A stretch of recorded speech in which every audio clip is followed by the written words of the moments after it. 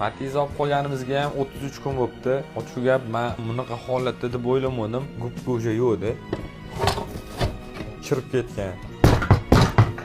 Bunga endi bor mehrimizni beramiz. Gubkalarigacha yeng yopib qo'yganmiz. Dodaga mashinani chiroyli qilib topshiramiz. Bitta duo qilib qo'ysanglar bo'ldi akalarim. Jarayoni. Sabahın 5:30 kendimi mesafelere odakladım. Uykular haram orada morarıyorken dudakların. Ve neydi kollarımda başka birine göz atmanı gerektiren. Ne acı hiç bitmiyor tuzakların.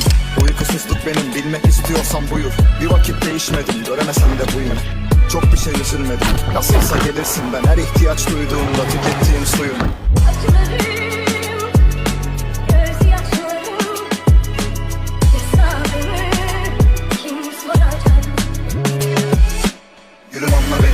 Yeniden özlemek seni.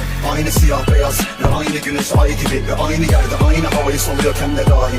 Seni kaybettiğim limana tekrar dönememek gibi. Ne olur anla beni. Yeniden özlemek seni. Aynı gece gündüz ve aynı ellerin gibi. Ve aynı yerde aynı havayı soluyorken de dahil. Beni defalarca öldürsen de ölemeden gibi.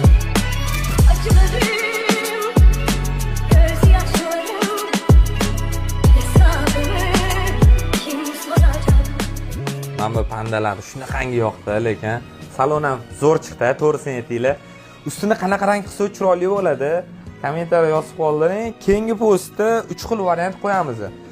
O'zi salon ko'k bo'lgandan keyin ustini ham ko'k qilish kerak ekan degan fikrni o'ylab o'tirmang. Biz haqiqatan bilmaymiz qanaqa rang qilishni.